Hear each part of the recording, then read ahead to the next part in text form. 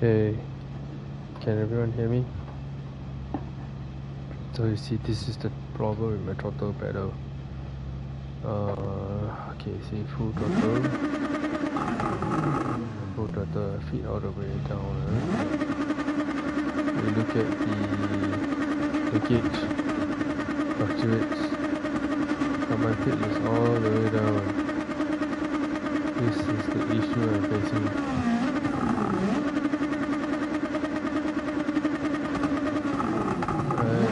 No, we rev it all the way, we keep our feet down, right?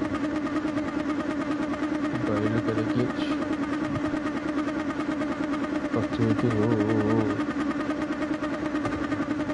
no matter how I adjust, listen, it suddenly became like that.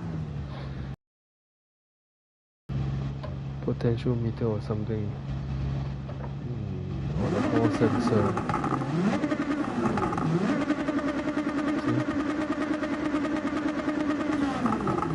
Okay, now it's there. Backfiring.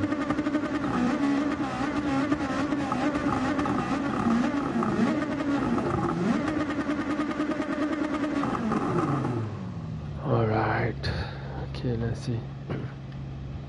I thought the daily race would still be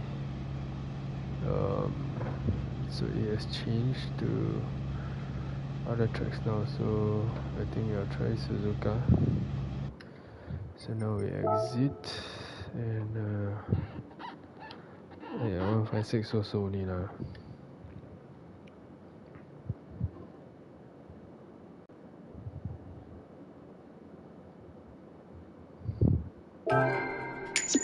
Next, guys.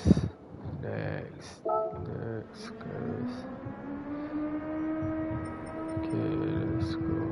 What's the usual ranking? Oh, yo, 146. Always 10 seconds off. Always.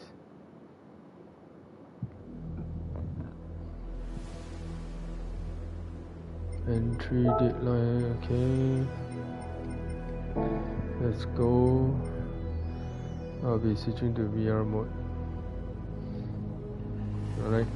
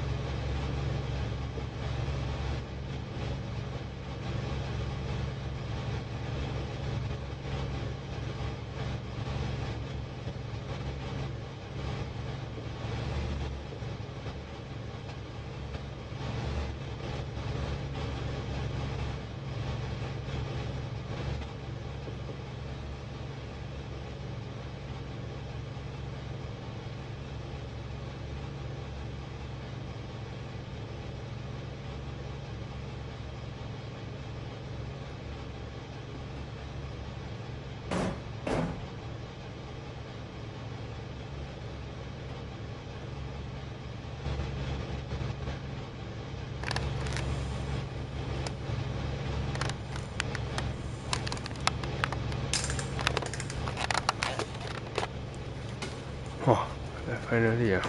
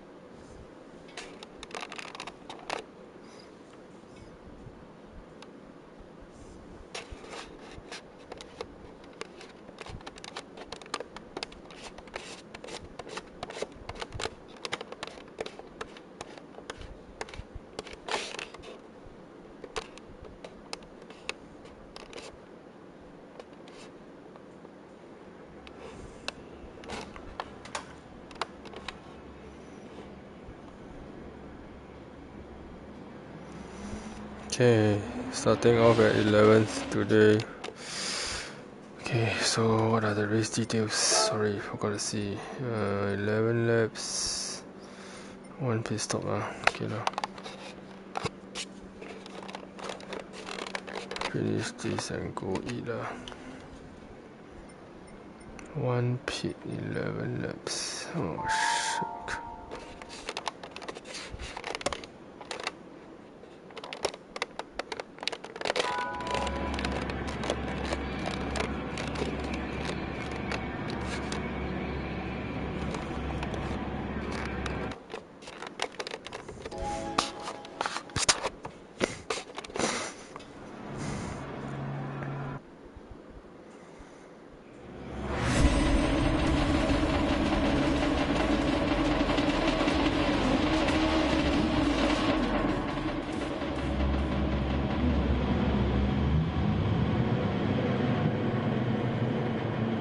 Wow, all NXX, all new NXX, but most are new NXX. Ooh, wait, shit, I'm second, last, third.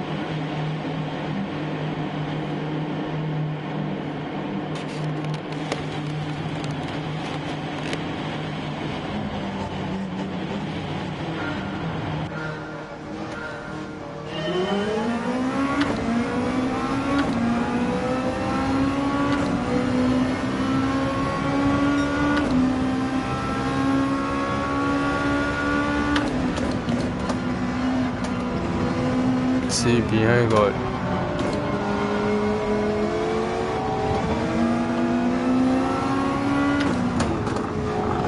oh shit, man. Oh, bro. Oh, running. And I force the way through on it. What the hell? Brake lah, don't bang lah. What the hell, man? Fuck.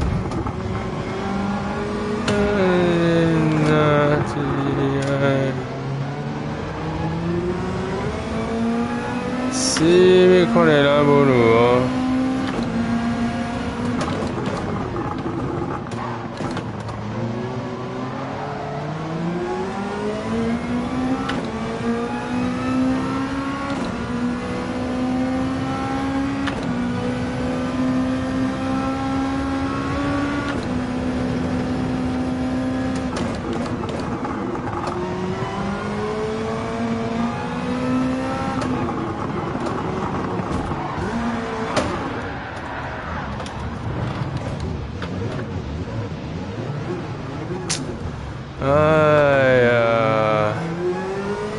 Why me again?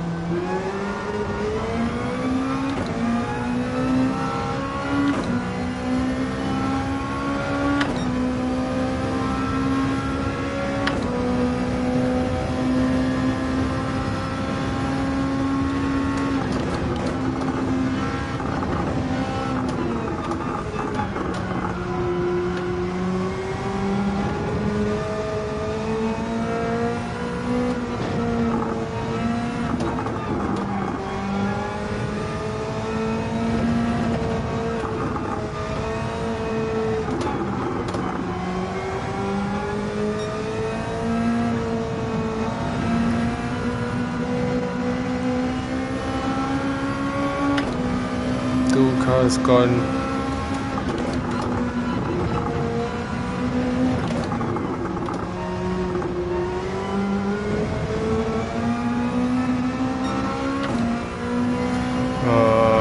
My throttle pedal is really getting on my nerves and makes me want to change a set of pedals.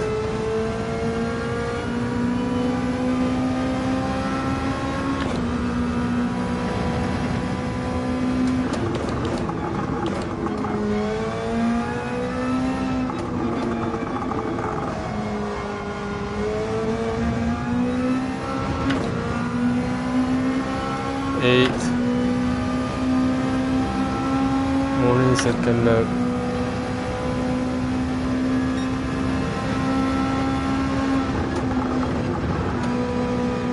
release throttle. Do I want to go full throttle later?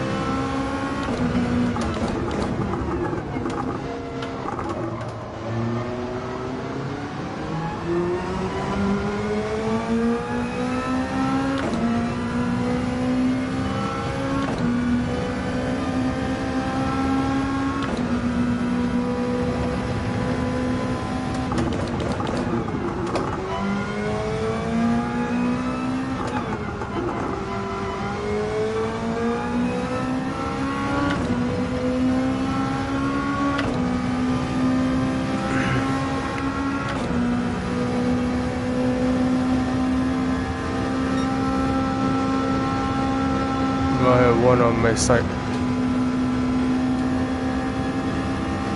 In my side.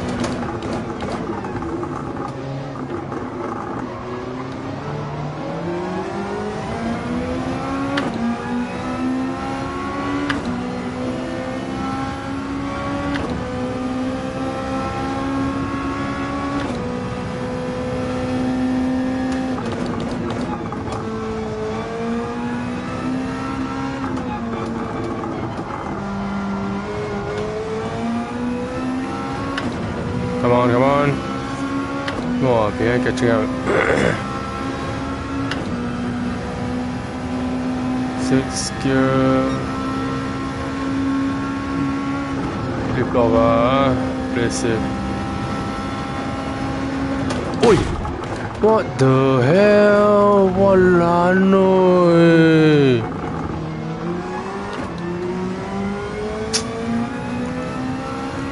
Wow, brake like that is like, oh shit, man.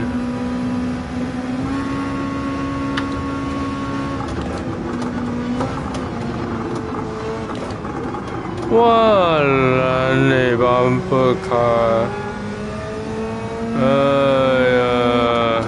4 seconds.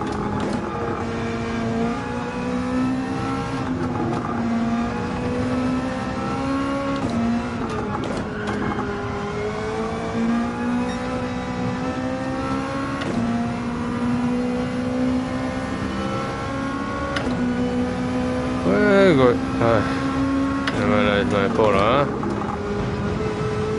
Knowing there's a car there, I still brake like so late. Oh shit.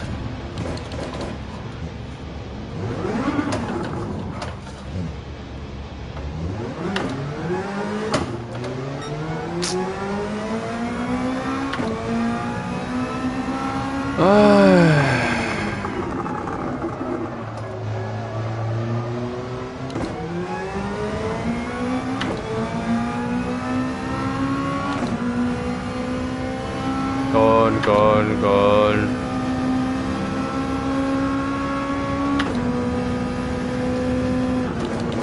Every time a good race become, I don't know what to say. Oi! Walao, 5 seconds. Shit, man.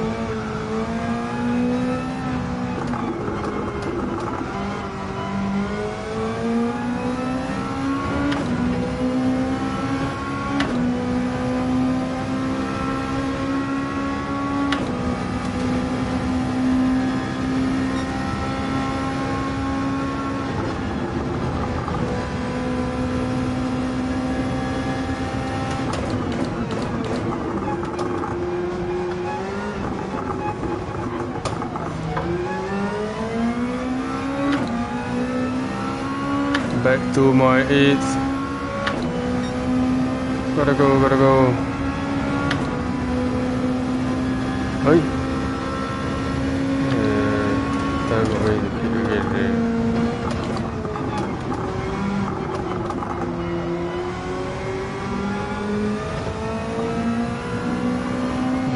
Super chai.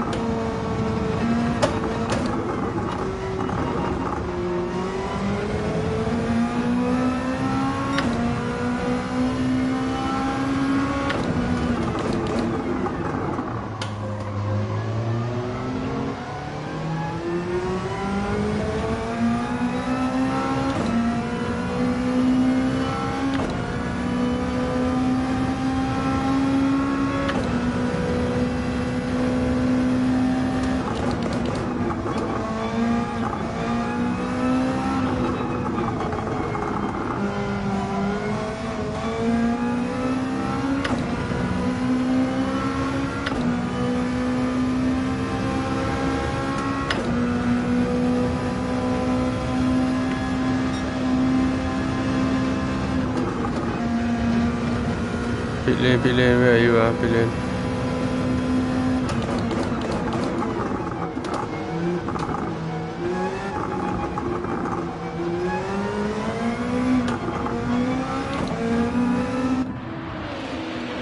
So, no review.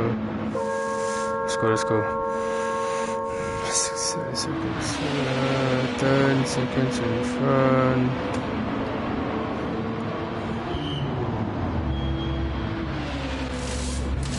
Minus 1-3. Go.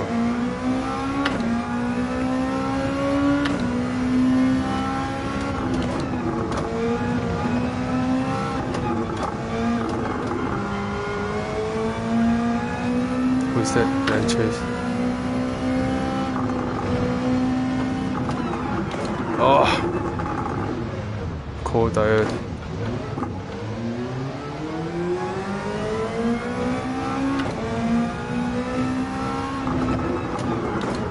Oh shit, man, huh? The tire's that cold.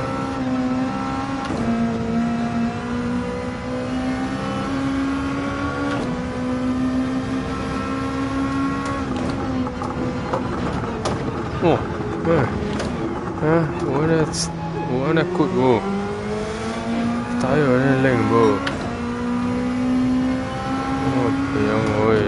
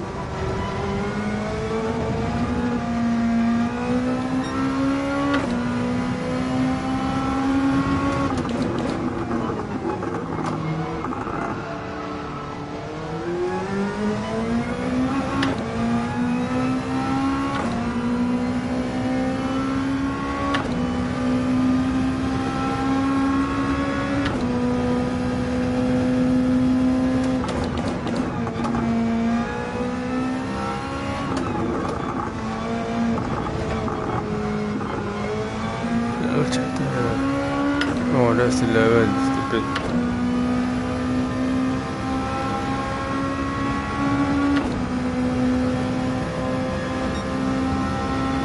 Oh, throttle.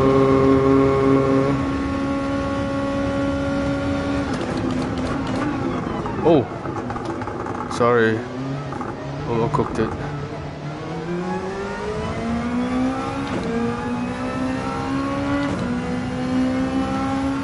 Oh, final lap.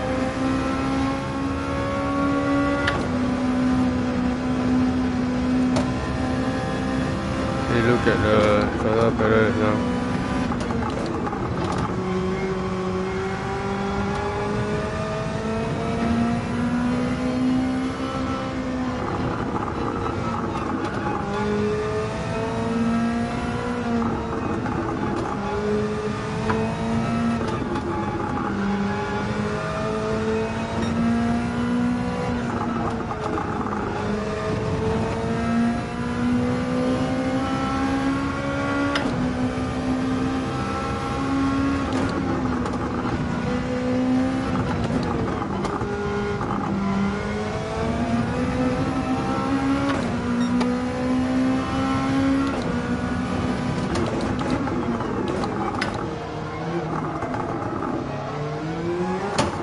Ui. Ooh.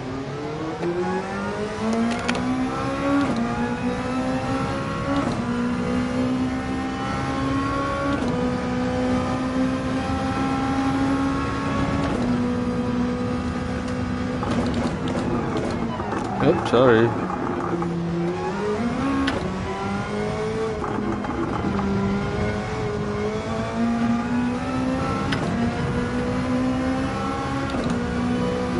The other two bagi jepit sih bro. Jepit kus cuma kusi de kau mia.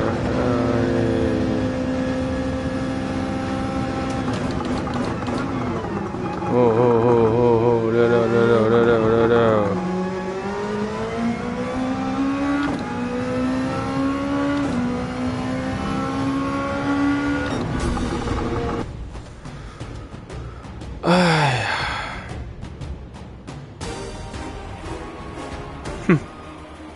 Still 9. They went to the pit already. What the hell? DR, please gain some DR. Huh. Stuck. No improvement. 嗰時被揍. What the hell?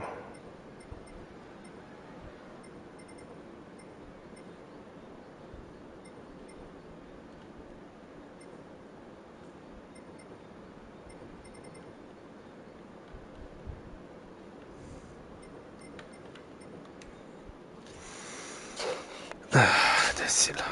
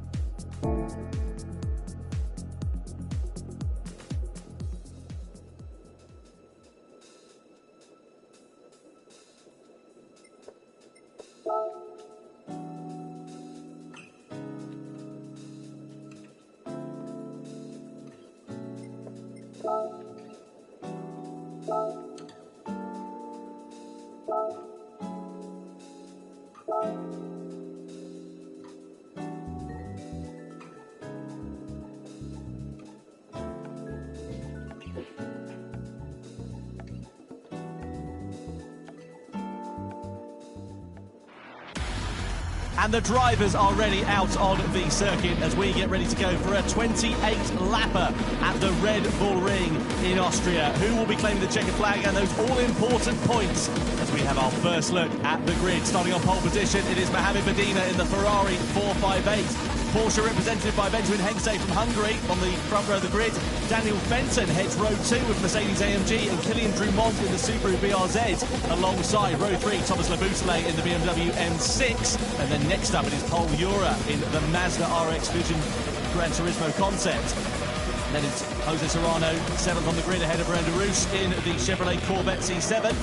Nico Romero heads Genesis' charge. He lines up 9th position with Daniel Penco, the Spaniard, alongside him. Next up, it is Mateo Estevez in 11th place.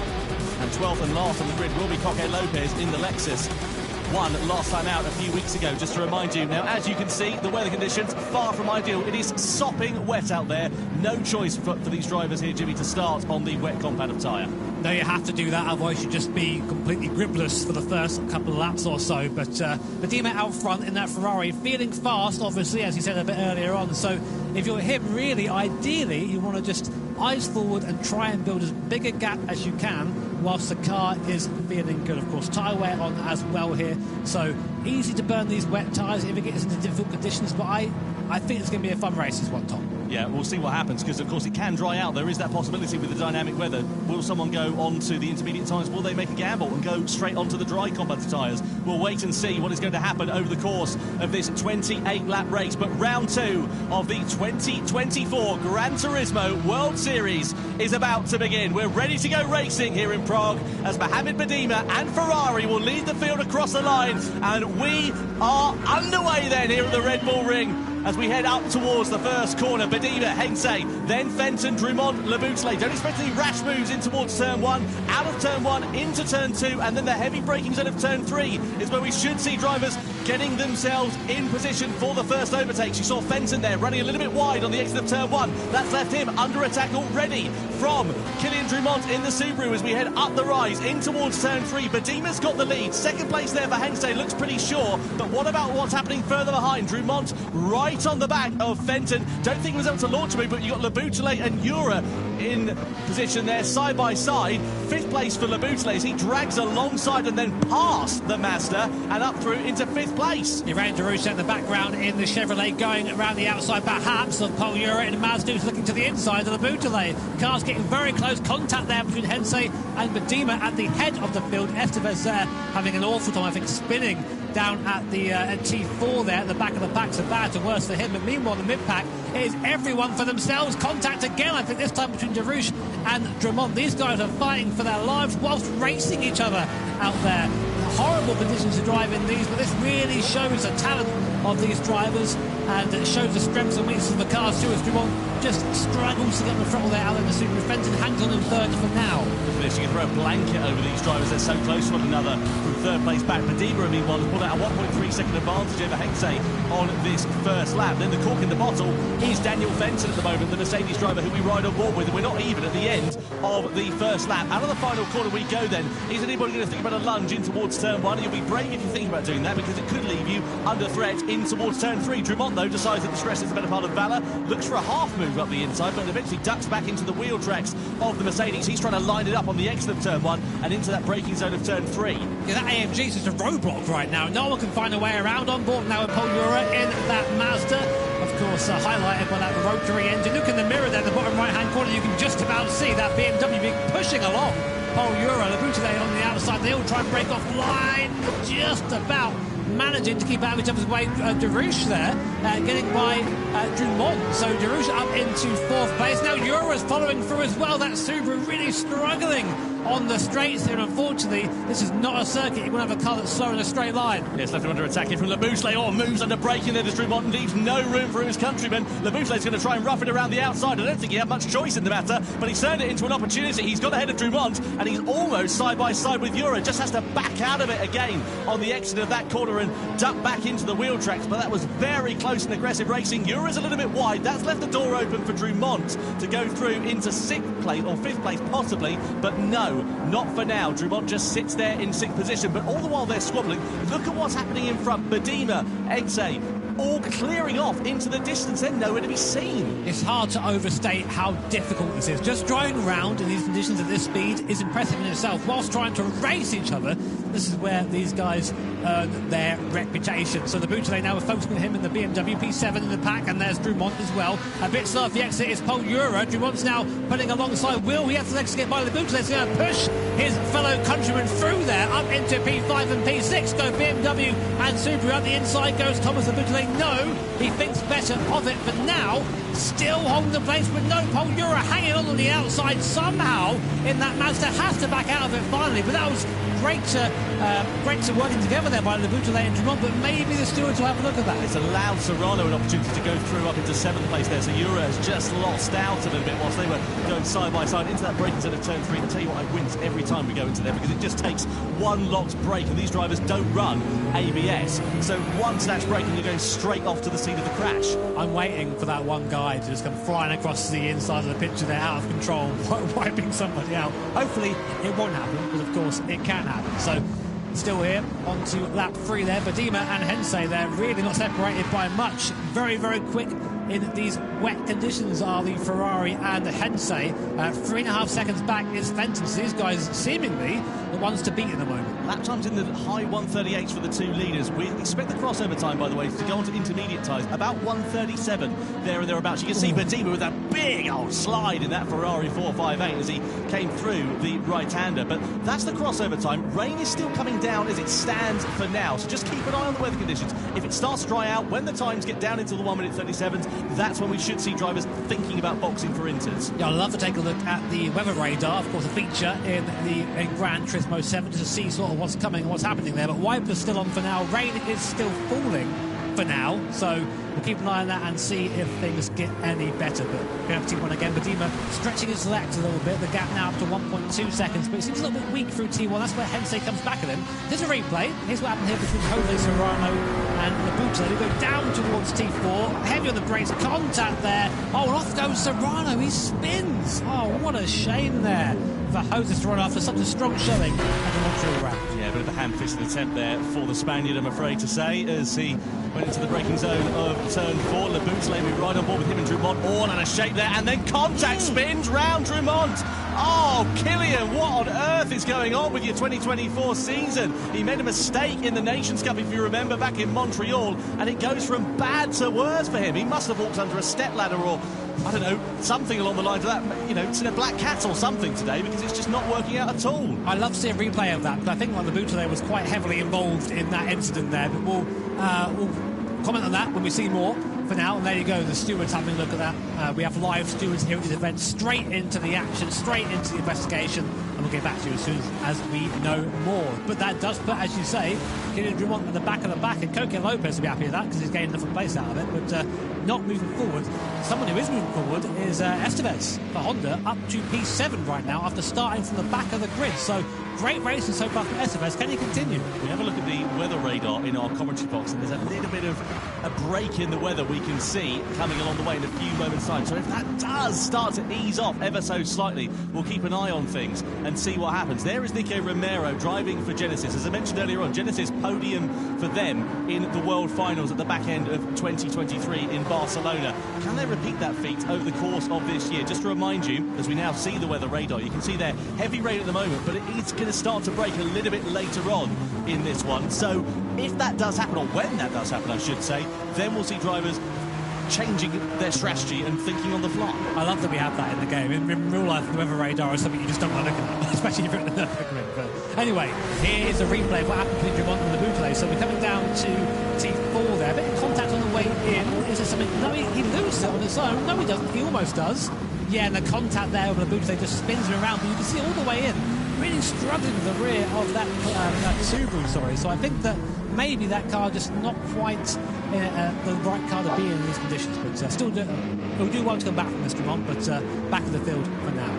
Unfortunate there for Killian as he sits down at the back of the field in 12th position for now. There is Hensei. Tell you what, he's keeping Badima honest, actually, isn't he, over the course of this first few laps in both of their first races in the Gran Turismo World Series. They're driving like they've been here for a fair amount of time. You can see 4.2 seconds there and thereabouts over some parts of this lap that they put into Daniel Fenton, who sits in third place. You can see Labuschagne getting a 3-second penalty for that collision with Kylian Drumont. Well, we wondered the stewards might have a look at it, and they have, and they've decided to hit Labuschagne with a 3-second penalty, which is going to drop him down to about 10th place there and thereabouts once he served it. I mean, yeah, it was fair. He spun Drumont, ended his race pretty much, so yeah, penalty there I think is fair in that situation. So meanwhile, in the mid-back, Paul Ura will be the first person to gain from Labuschagne penalty. You can see that 3 seconds above the top of his car there. As he comes to the penalty zone, he'll be forced to brake for 3 seconds, so you lose a lot more than that in reality.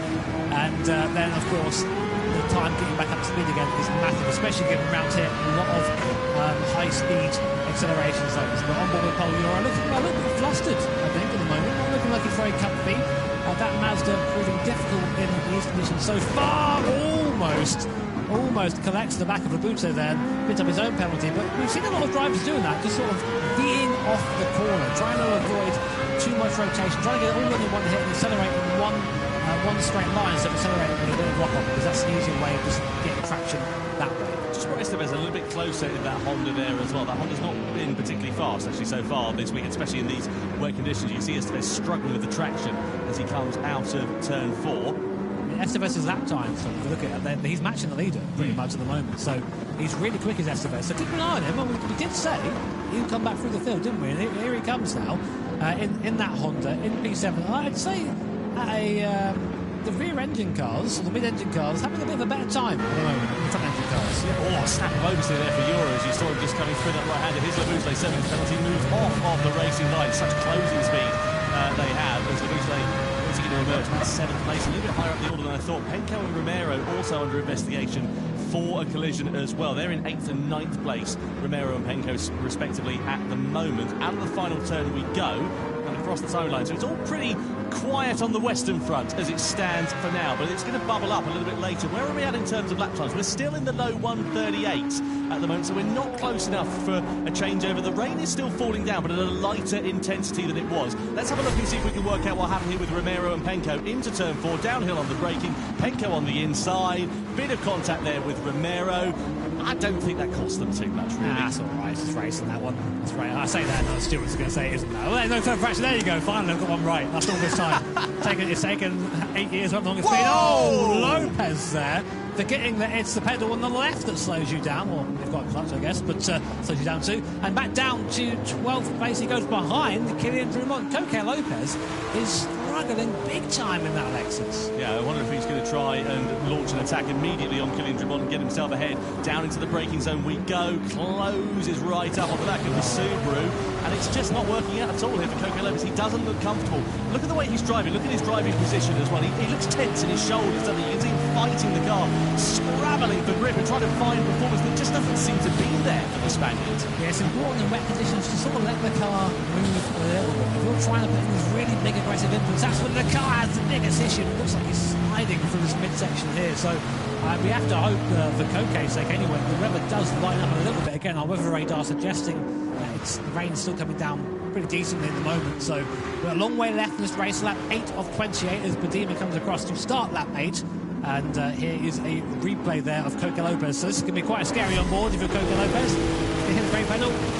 Nothing's happening. They've got to get out of the way. Oh, you can imagine just a feeling there of, am I about to wipe someone out? No, okay, but I am now last. Yeah, that really looks like around his nose, wasn't it? Unfortunate there for Coque Lopez, and just about managing to avoid contact into turn 3. Now Serrano versus Drumont. Drumont starting to come together in this race. 8th lap out of 28 we are on here in the Manufacturers Cup Grand Final. Ura versus Estevez a bit further up the road. Estevez now finding that pace. He got ahead of Labuschagne a couple of laps ago. Now his next target is going to be the Spaniard. So out of turn 3 and into turn 4 could be the opportunity that the Honda driver is looking for as he makes his recovery through the field following the difficult qualifying. Side by side we run. Estevez is going to be on the outside into the downhill braking zone. There's a bit of hip and shoulder and a bit of contact. That's going to run Estevez a little bit wide, but can he find traction on the exit of the corner to get ahead of Ura? Side by side they go through into the the next left-hander. Estevez is going to have track position here if he can just firm it on the inside, but has he got the grip there to get ahead of Jura? No, Jura sweeps around the outside and holds on to 5th place. What an impressive drive so far by Estevez. This guy started in P11 and is up to P6 and challenging Paul Jura in P5. I think he's got the pace to get by, but Paul Jura, very experienced in Gran Turismo 7, just putting the car in the right places right now, but the pace isn't there for him. It's just a matter of time, I think. One just losing a position there to Jose Serrano for 10th position as well. On board we ride here with Thomas Laboutelet. Pole position for BMW back in Amsterdam. That seemed like ever such a long time ago, no? There's a bit of contact, isn't there, going through that final corner. Estevez now under a bit of pressure. Meanwhile, Laboutelet versus Estevez as we come across the timing line to be in lap 9. Laboutelet with the inside line with track position, with the grip under braking, but does he want to get ahead of Estevez, or does he want to leave himself open to the opportunity into turn 3? Estevez run to the curb on the outside. Laboutelet's going to try and pick up his slipstream here on the exit of turn 1 and then run it for a move shortly on the inside into turn 3. The Frenchman closes up onto the back of the Argentine then. Estevez defends track position on the inside and just holds on to 6th place for now. So nice, clean, fair racing in the mid-pack here. So the rain's getting a little bit lighter, but we've still got a heavy rain zone coming in there from the south, and the wind is blowing a north direction, so it's bringing that rain zone across. So it's not quite done in terms of rain, but already though, some of these guys searching for the water, it seems, and these wet tyres, they've been on since the start of the race. They're going to start to wear somewhat. But if you're Estevez right now, you're in a bit of a tricky situation because you're trying to overtake Paul Jura. Whenever you do that, you put yourself back into the clutches of the car behind Laboutelet. And you've seen him, he's elbows out all the way as Laboutelet in this race. So definitely one to watch out for. But Estevez needs to try and focus and try and put a car between him and that BMW behind. Got to be careful as well. You don't want to squabble too much because look who's going to clear off into the distance. Paul Jura doesn't need a second invitation to build a bit more of a gap over those two drivers, and Estevez there wide on the exit. That could leave him under threat from Laboutelet. Maybe not into these last couple of corners, but perhaps across the timeline and into turn 1 again. I was going to say, speaking of clearing off into the distance, the leaders now are a 5 seconds ahead of the rest as Laboutelet dives up the inside of the last corner. Not usually a place to see an overtake there. Up into 6th place goes Laboutelet. So that was a nice move there, but these guys have been sort of bashing and crashing into each other a little bit, so we'll see if there's anything to say about any of the racing. For me, it's all fair racing right now. Great move by Laboutelet, but now the question is, can you make up the time to Paul Jura in front? The gap now about 1.8 seconds, just about out of the slipstream range. It's going to be all power from that BMW, which we know has got plenty of as it bears down on the Mazda in front. But yeah, Medima and Hensei, first and second, 6.5 seconds ahead of Fenton for Mercedes in third. So it's looking good for Ferrari and Porsche right now. Well, hugely impressive as well for Hensei to just stick it onto the coattails of Medima, not launching any moves, not getting himself into any trouble, just keeping himself there ready to try and pounce. Let's have a look here. Estevez, he just ran a little bit deep, didn't he? And then Laboutelet said, thanks very much. There's a tiny bit of contact out of that penultimate corner, into the final turn. Laboutelet up the inside and through into 6th position. Didn't need a second invitation there. His next target will be trying to close up onto the back of Paul Jura for 5th position. Meanwhile, back at the front, you've got Medina and Hensei still close to one another. This has been the story of the race. It is a little bit closer than it was last time around. So I wonder if Hensei wants to just try and lead the race at this point, maybe. Might be the mistake from Medina as well. Of course, that gap is now down to only a tenth of a second. And that turn, Hensei makes the mistake, gets onto the single part of the circuit, recovers it well. But that would have been a nerve-wracking moment there for Benjamin Hensei and Team Porsche. The gap back up now to 6 tenths of a second, much to the delight, I'm sure, of Mohamed Medina in front in that Ferrari. But we're seeing the pace. We're seeing the pace come through now for Hensei and Team Porsche. That's going to be a wake-up call, I think, for Mohamed in front. He's going to think, OK, cool, right. This guy is quick behind me now. I need to focus. I can't be making silly mistakes and let that gap come down again. I'll tell you what, I can't remember the last time we saw a driver, though, come into the Gran Turismo World Series and just perform as well as Mohamed Medina has done, and also for Benjamin Hensei as well, actually, for that matter. These two have just been parachuted into this season, and it's like they've been here for years. Yeah, they've done amazing so far, but the race is far from over. And to prove that, here are people squabbling for position in the midfield. Romero and Benko. Benko looking up the inside of that Genesis. Not going to get a good run off the corner there. Here comes Kylian Drumont in the Subaru trying to recover after a spin earlier on. But again, just hasn't quite got the legs in that thing. Any corner exit, any acceleration zone, it just goes backwards. It must be so frustrating. But that is the Manufacturers Cup. Not all cars have the same strengths in the same places. Next, we've got big dive up the inside. Penko there also having contact with Romero in the Genesis, and there's still contact, nearly spinning out. Penko is Drummond. They all seem to somehow get out of the corner, but that was a bit of a mess down there. That's the thing, is when these cars are driving on the limit, as they are in these conditions, you could push them round with your little finger, basically. They are just on the ragged edge of adhesion. You can see Penko has now lost out here to Jose Serrano, who's having something of an anonymous race, it must be said, in that Toyota. Let's have a look at the lap times. Where are we at in terms of that, the weather? It's still in the sort of mid-138s, nothing really to write home about. Certainly not change over to intermediates time for the drivers, despite the fact the rain has definitely decreased in intensity. So we'll keep an eye on that over the next few laps or so and see how this circuit develops, whether the pace does start to pick up.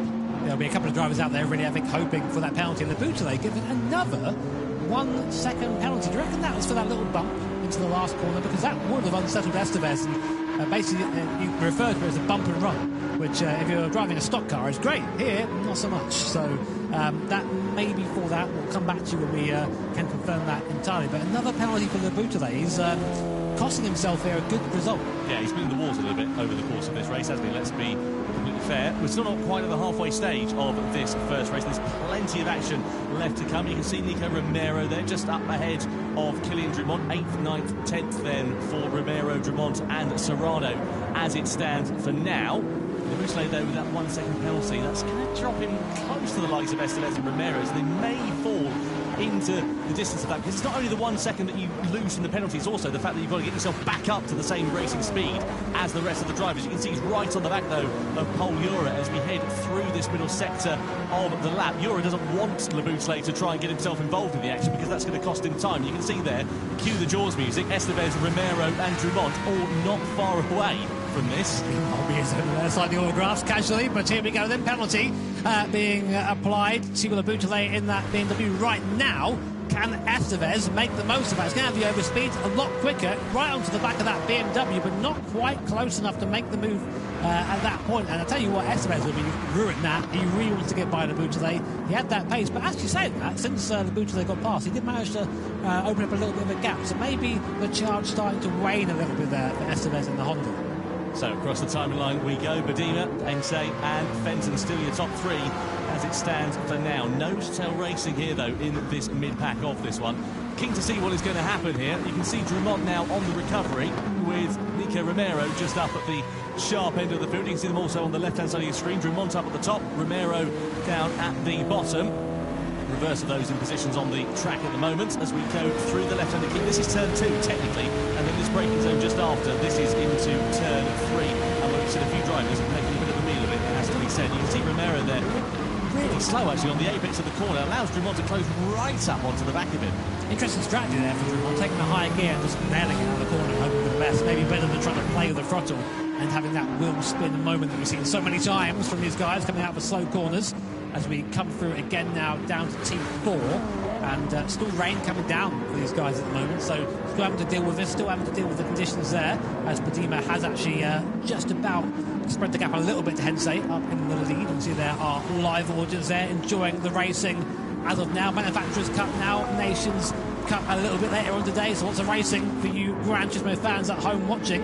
And there is our weather radar, and after I think this one, the last cell of heavier rain, I think it looks like we're starting to clear up a little bit. So we will see. Of course, the weather is moving all the time. Dynamic weather conditions here in GT7. So lots of possibilities still to come. And speaking of those possibilities, Jimmy, for the likes of the Le Boutelet, Estevez, who are a little bit further down the order, do you think they'll be a little bit more inclined to take that risk? As you see Drummond now getting close onto the back of Romero, not quite going for the move. But yeah, just go back to that point. Do you think that they might take a bit of a gamble? They've got less to lose. Yeah, I think so. I mean, the moment, if I was not those guys, the moment I saw contact there, between Drummond and Romero, nothing seems to come from it there, but just showing that braking performance of that Subaru. You see on the brakes, Drummond is a demon. It doesn't matter. You can't do anything with him when he comes off the corner. But to finish my thought there, yeah, if you're one of these guys who may be trying to think, can I improve my race? At the moment I saw my lap time coming down, I would come into straight away, maybe even one lap before, just try and cool it before everyone else does. Do a Jensen Button. Do you remember what he did in Australia 2010? He came off the intermediate tyres straight onto the slicks, went off on the next corner, and then managed to get enough heat to get those tyres working. That's a problem for later for these drivers to worry about. We are now at the halfway stage, though, of this race. Into turn 4 we go. Romero still in front of Drummond, as Serrano there in the back with a little bit of a slip of the slide on as well. Now, we've been singing the praises of Estevez in this race, but also Ryan DeRouche up 4 places from his starting position. The second best of the front engine runners to Fenton, who has, I think, just sort of found his pace now, found his groove, and is actually starting to go back towards Hensey in front ever so slowly. It actually looks like the charge of Ben Hensey in the Porsche is starting to slow down a bit as Drummond goes up the inside of Romero at the S's there. They're now side by side coming up to this last couple of corners here. Drummond on the inside, Romero on the outside, but Romero able to just drive straight back past him again. That must be so frustrating if you're killing Drummond. But what a shame there for Drummond. He's doing nothing wrong at this moment. And look at the exit. He's got out the corner, pulls alongside Romero and easily gets ahead. But is that going to leave him vulnerable into the next heavy braking zone of turn 3? Side by side they go down the start-finish straight. Romero's going to go for the long sweeping line on the corner of turn 1 and try to use the traction on the exit. Gets a bit of a slip of the slide on Drummond, pushed to the sausage curb on the outside, and again side by side they go. Romero on the inside, Drummond's on the outside, and Romero in the Genesis with greater straight line speed just powers past the Subaru. Nothing Drummond is able to do. Into the braking zone of turn 3, closed up once again, gets very deep on the brakes, tries to switch back on the inside, gets himself ahead. That might leave him an opportunity here for Serrano to come into play as well. That's what he needs. He needs that. He needs someone else in between him and Romero. Serrano dives up the inside in that Toyota, but Drummond, even still, that amazing exit, is still struggling to try and make the gap heavy on the brakes. Now, this is where Drummond's got to make the difference. He's got to be quick in this middle sector. If he can get free, I think we're going to see him put up to the back of Laboutelet. He just needs to be on his own, and he's made it. Look at the difference in speed there as Serrano gathers it up from a slide mid-corner. 100 mile an hour plus slide. These things are scary, I can tell you that for sure.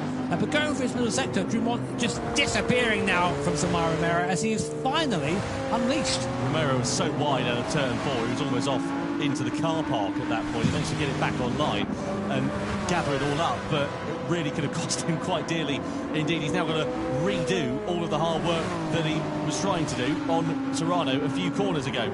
In towards the penultimate turn we go.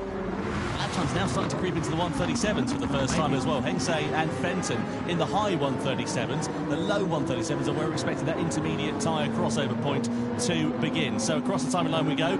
Jura and Laboutelet under investigation. Let's have a look here and see what happened. Jura's late on the race. This is down into turn 4-3, isn't it? And, yeah, up the inside. That allowed Estevez to go through. I mean, he was there for a long time. He was alongside. I know he came from a long way back, but they were side by side, and the Laboutelet still turned in. So I don't know how he got there. I think that's fair, but it doesn't matter. They're still going at it.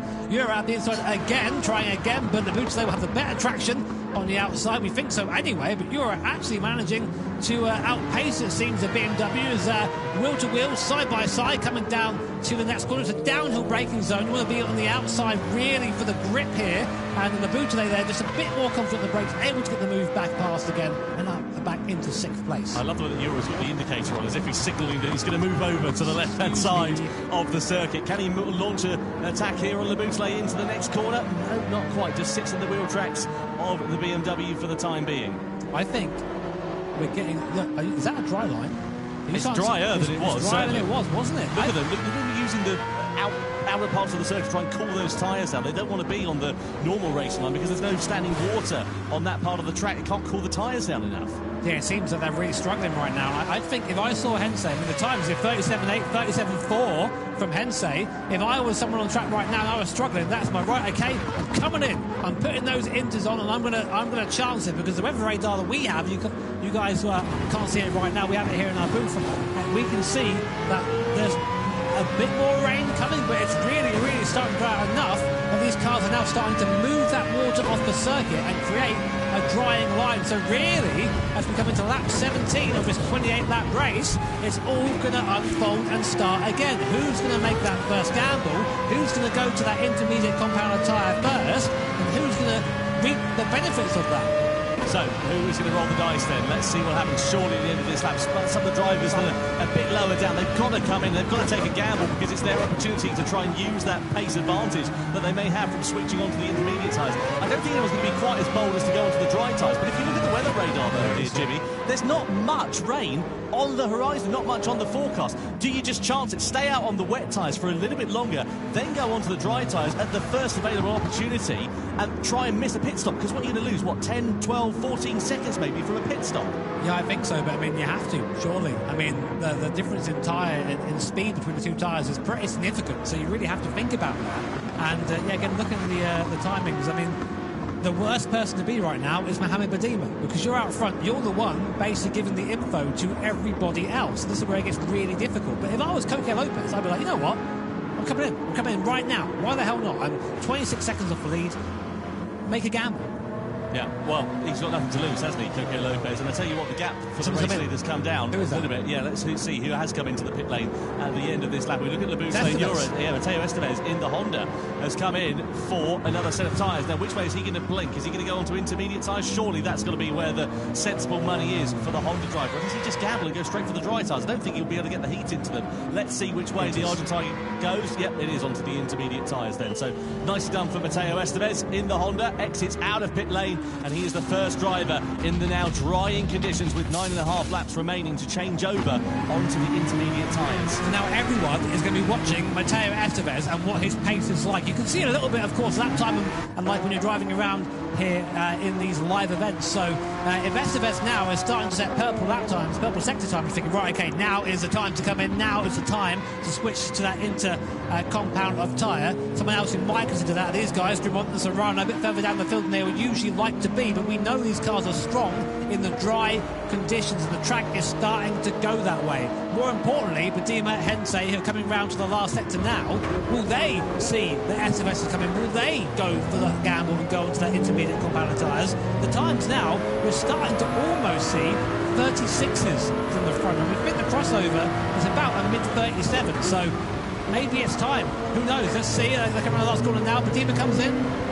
0.3 of a second separate those drivers, but Badima does come in then on the wet tyres. He's going to surely go on to the intermediates. That releases Hensei into the lead. So Badima is the first driver to blink. He was the first driver to get there, of course, and he'll be feeling the conditions out. You can see the rain is still coming down, albeit in a lighter intensity. Surely it's going to be the intermediate tyre, and it is for Mohamed Badima then. So the Ferrari onto the intermediate tyres. He's the second driver to blink and go on to that quicker compound at this stage in the race. He's just fanning himself. He's feeling the pressure. He is. I mean, you say first driver to blink, the first driver at the head of the pack to go to those intermediates. He comes out right behind Ryan Darouche. So this is going to be interesting for him. Will he have the pace to be able to drive by Darouche, or will he be held up here? So you want to try and put yourself into a gap when you make a strategy call like this, but right now he's behind Darouche. So coming out of this T3 here, this is a traction zone. Let's see the difference between the Ferrari and that Corvette, that Chevy Corvette in front. Looks like Badima's much faster on exit there, gaining a tenth of a second just on the exit.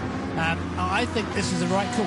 And you see Estevez and Penko coming in now also for that intermediate compound tyre. I think we'll see them all come in now, Tom. Yeah, this is the time when mistakes can be made. The cold tyres have been in. We sort of spent a few corners getting them up to temperature, but he's doing a really good job. You can see a bit of an eyebrow twitch there as we look at him in the bottom left-hand corner of your screen. Ryan Darouche in front, and surely Darouche is going to come into the pit lane at the end of this lap. Surely the rest of the field have to. They can't sit out there on these wet tyres, and they've got to change over to the inters. Is anybody going to take a gamble, though? Stay on the wets, maybe go for the dries a little bit later on when the track gets even faster. It's a gamble. It could pay off. It could, because you're then saving an entire pit stop. Pit stops worth a lot of time around here, so we'll see.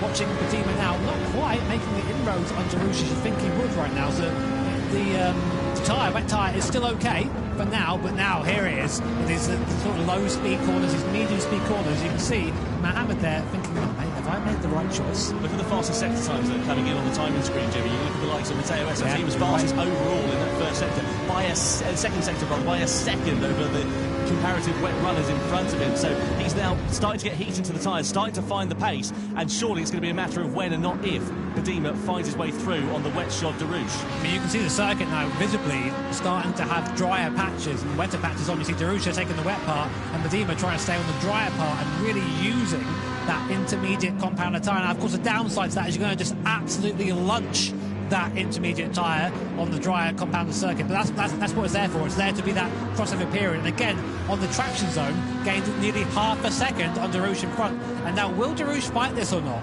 Because if he's staying out, that says to me he's going to go right immediately onto the slick. So Badima, as he goes, easy pass there for Badima. Not quite, though. The strength and the Corvette there, big speed. Go on, sorry, Tom. Look at the sunshine, though, in the distance. That's going to drive the track out even more, because we're now starting to see the weather changing even more. Badima right on the back here of Darush as we come through this left-hander. He's got more traction, he's got more grip, he's got the opportunity on the inside. Darush tries to defend the position as he's rightful to do so. Can Badima firm it around the outside? It's risky going through there, but Badima's got track position. He's got third place for the time being. He's going to have more grip under braking into the penultimate corner, and the former race leader Mohamed Badima on the intermediate tyres is now up into third place. But now he needs to catch Hensey and Fenton, who have both chosen not to pit here. So, as you say, Tom, they might just be roughing it out on that wet tyre and hoping for the best. We'll take a look at lap times. I mean, this is not really going to be a representative, I think, of the pace for Badima at the moment. Still does a 34.7 whilst passing.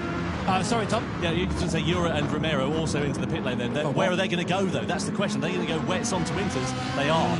I wondered if someone might just take a bit of a gamble and just go onto the dry tyres, but they're playing it safe at this stage. He does. Romero goes softs. This could be a massive decision here. Nico Romero for Team Genesis decides to play a hand. He's going for those soft tyres. So let's see how he does. We'll watch his sector times eagerly and see how he gets on. But here he is out the pit lane now. Can he get up to speed, or is it going to be just a mess? So he's going to be going straight over to that drying line. We'll see how he does, because the guys who've taken the intermediate tyres already will have to stop again and go to those softs. This could be everything for Romero and Genesis. This is bold for Romero and for Genesis, but they've got nothing to lose. They weren't really featuring in the podium battle, and this could be an absolute masterstroke if the rain isn't going to come down. You can see the sunshine now bathing this circuit, and the dry line getting even more prominent. And of course, the likes of Badima, he might have to firm it out on the intermediate tyres and move over to the wet parts of the track, so it could go from being an advantage for a few laps into a disadvantage, depending on what Romero does. But I tell you what, he is a brave man to go out there, take a gamble quite like this. We've got to keep a very close eye on the lap times. You can see, though, now a very prominent difference between the wets and the intermediates. Fenton and Badima, 0.7 of a second quicker for the Ferrari compared to the Mercedes in second and third. I don't think it's enough, though, Tom. I don't think it's enough at this stage. Romero, so look at his second sector, is comparable to those on the wet tyres. A little bit faster, actually. The intermediate tyre, definitely the fastest tyre right now, but will it be Darush as well, opting to come in for that soft? The Boutlet, Serrano and Coca Lopez then. Are they all going to go for that soft compounded tyre? Did Mohamed Badima blink a little bit too early? Well, we'll see what happens here as Darush crawls his way out of the pit lane. He's going to have to be very careful off the racing line to not spin up those slick tyres and try and get some heat into them. Moves over to the drying line. That's going to leave him under attack here from Ura. So Darush now behind the intermediate shot, Estevez. Now this will be a real test, because Darush has had good pace. He's on the soft tyre. The two drivers sandwiching him at the moment, both on the intermediates. You'll expect Ura to be quicker. Look how much more grip he's got under braking, especially into turn 3. And out of this corner as Darush tries to get those softs up to some operating temperature. Ura here is on the inside. Darush, I'm sure, is going to be a little bit defenceless at this stage, but he's not taking it lying down into the braking zone of turn 4. Has Ura got more grip under braking? He certainly has. He dives to the inside in the Mazda. Darush has got no answer for him at the moment, but there's still a few laps left. There's still 5.5 laps for this to come the way of Darush and Le Boutlet and the likes of Romero, Serrano and Lopez, all of whom have gone onto the dry tyres. Isn't this crazy? We have every compounded tyre currently on the car. Hensey finally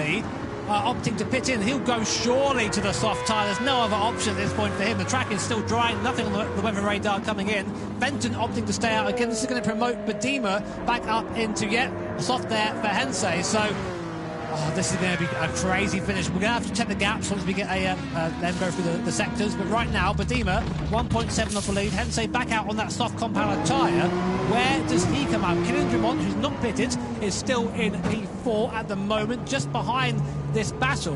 And the gap is about 10 seconds between Fenton, the leading car, and Hensey, who's just come on the pit on the softs. So 5 laps left of this race. This is going to be the longest 5 laps of Badima's life. He has got to drive so carefully to keep those intermediate tyres in the right operating window, depending on if those soft tyres that a lot of other drivers are on, the likes of Hensey, etc., are going to be able to try and close up. So I've checked the timings. Romero is the fastest man on circuit right now on those soft tyres. The soft tyre is the tyre to be on. Look at Darush on the inside of Ura then. Soft tyre there for Darush. He's got some heat into it after just one lap. He now deposes the Mazda down into 7th place. And his next target's going to be Matteo Esteves. He's going to drive by him like he's standing still. But importantly, is there enough time? Is there enough time left? There's about 6 laps left here. You need at least a second lap plus the overtake for Hensei. He's the one we're watching right now in P3 to try and catch Fenton and Badima. So right now, Esteves, Darush and Ura, all of them, Darush on the soft tyre, Esteves and Ura on the intermediate tyre. For this middle sector, you can see Darush just hasn't quite got the speed. Ura can go around the outside, but as soon as he hooks into that dry tarmac, that Chevrolet just absolutely takes off. Fenton coming in too late for Fenton. He's really going to lose out here, I think. Yeah, I think you could be right. Could possibly cost him a podium here as we look at this battle. 3 drivers all squabbling for position on 3 different compounds of tyre as well. Darush then on the soft, Ura and Esteves on the intermediate tyres. Through the final corner we go. Darush with